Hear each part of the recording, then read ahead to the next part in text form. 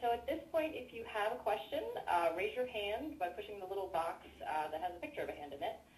And I see that actually we do have a question from Gail. So Gail, I have unmuted you if you'd like to ask your question. I actually don't think I have one. Okay, sorry about that, Gail. So other folks, if you'd like to ask questions, just push this little button here that has a picture of a hand in it, and we will unmute your line. All right. Let's see. Michael, you are on the air. Well, I'm curious. Can you hear me, by the way? Yes. Okay. I'm very curious about the social action end of the resilience circles. I come at this from a background in community organizing and nonviolent confrontation strategy, and I'm just interested in knowing whether that skill set has a relationship to anything that might happen in this particular movement.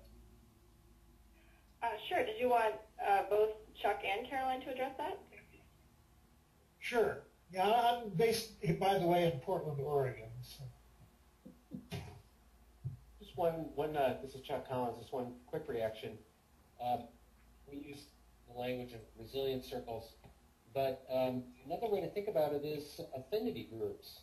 I think these times call for us to come together for various reasons.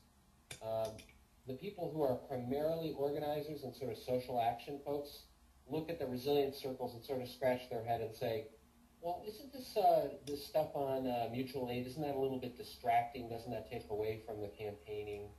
And our point of view there is actually when our society is as unraveled as it is, and we over-focus on sort of clicking activism and online activism, we actually need to get people back together again in relationship, et cetera.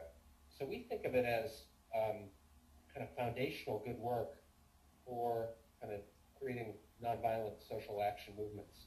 But the reason I think most people don't join those, particularly people who are feeling economically insecure, is that they're not feeling much sense of agency, and they're afraid or withdrawn. And so I think the common security clubs, the resilience circles, is a way to bring in the folks who are not as engaged right now, and where they can kind of form a gang, form a group, and think about what would meaningful action look like for them. And that's one of the reasons why I mentioned this coming weekend, July 16th and 17th, and this is on the website at the Common Security Club Network. There's a nationwide effort to organize house parties to get together to look at what's happening in the economy, what's happened to the middle class standard of living, which is under assault, and how do we get together. And one of the very explicit sort of next steps of those house parties is to form a resilience circle. So some of these national organizing networks like Move On and are excited about the importance of forming these face-to-face groups. They don't, it's not like a trick just to get people to support a certain policy agenda. It's just recognizing how fragmented and hollowed out our social movements are. So anyway, I hope that speaks to your question a little bit. Caroline, did you want to add anything? Just that, Michael, you mentioned nonviolent communication, and that is such a need. I think that's one of the areas where we've gotten pretty de-skilled, and so much of the work that is needing to happen are us connecting with people on a deep level and working together to affect change. So those skills are paramount, and that's a wonderful skill set you have, and I hope you find ample ways of using those, because they're really needed right now. Okay, so thanks, Michael, for that question. It looks like we've got about 3 more minutes, so if anyone else has a question or comment, you can raise your hand. It looks like we have comments maybe from Sandra.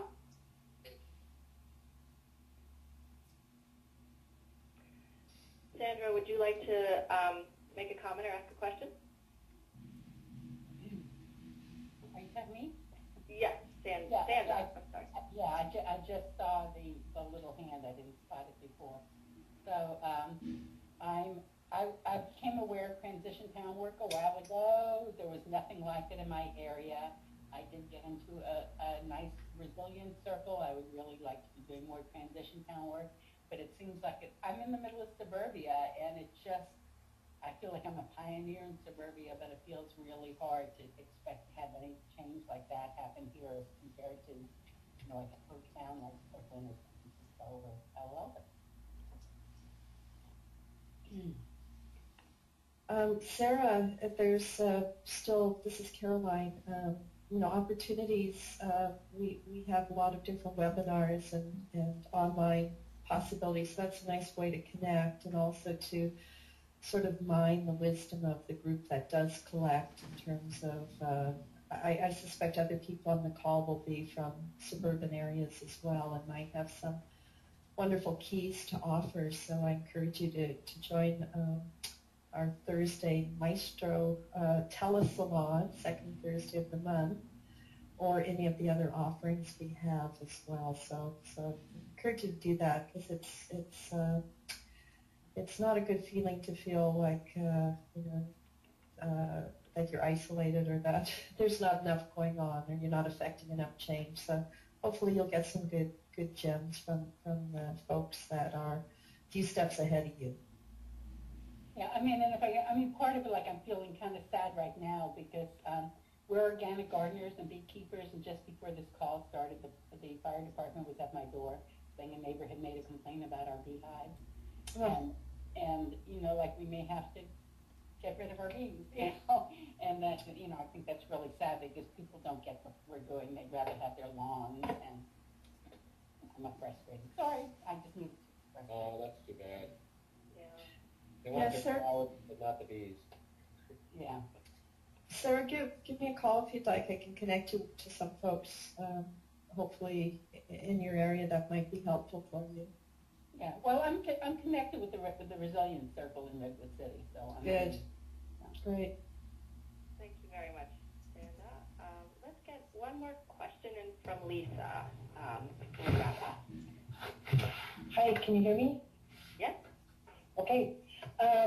We started a circle, and I'm so appreciative to Ralph, I think it was, who talked about the suggestions for a resilient circle that you should start with familiar networks, value the proximity of the place. And on both of those counts, we haven't known each other and we're not very close to each other. And what I'm finding is that we've come together because really we already do know the problem. We kind of want to get going on something, and we're torn between sort of following the consecutive course curriculum, sinking our teeth into something, and we're kind of floundering a bit. And there's about 20 of us, and I can just feel like some people are going to start heading out because it's not really getting to sink their teeth into stuff. They don't necessarily want a new social network. They already volunteer a lot, so they are a little suspect of the mutual aid component if it means they're going to just be doing more. And yet, they really want to get into something that has to do with this whole transition and doing something differently.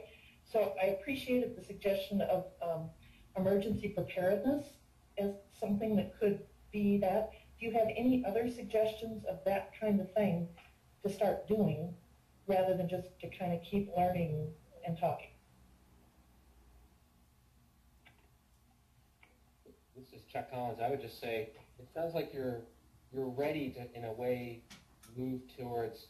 There's even sort of one of the last sessions in the new curriculum, which is sort of about really assessing action and things you could do together. But it sounds like you're ready, in some ways, maybe to move toward, sort of the early stages of organizing a transition time, which is very, that also has educational components, but that kind of gets people engaged in actual projects that, so maybe you're ready to kind of move quicker, and you should never feel like you have to follow the blueprint. You should toss out what's impeding or what's keeping people restless, and cherry pick the stuff that kind of speaks to your group's needs.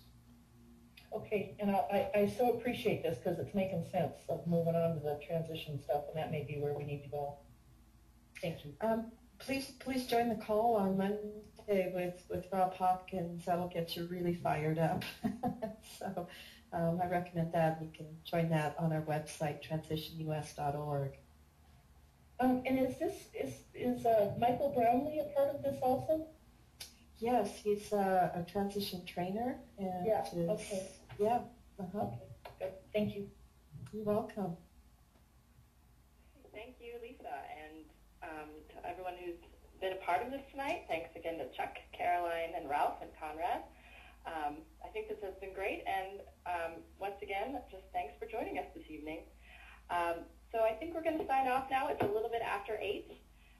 And when we do close out the webinar, there is going to be a window that's going to open where you can enter your feedback on this event. So please let us know what you thought. As always, we want feedback. That's what we're built on. Can I just say one thing, Sarah? Yeah. Which is Sarah Burns, who's facilitating this call, is just a great resource.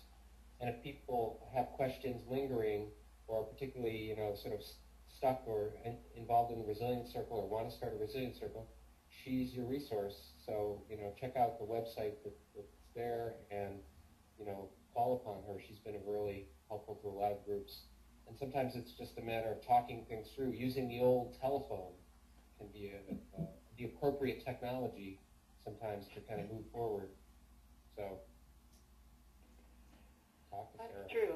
Call me. I love getting phone calls. And everyone's going to get a follow-up email with my phone number and my email address. And I'm happy to help out. Sounds like Caroline's happy to help out for folks who want to know more about transition. Absolutely. So, yeah, get in touch with both of us. And thanks again for being part of it. Thank you all. Thank you.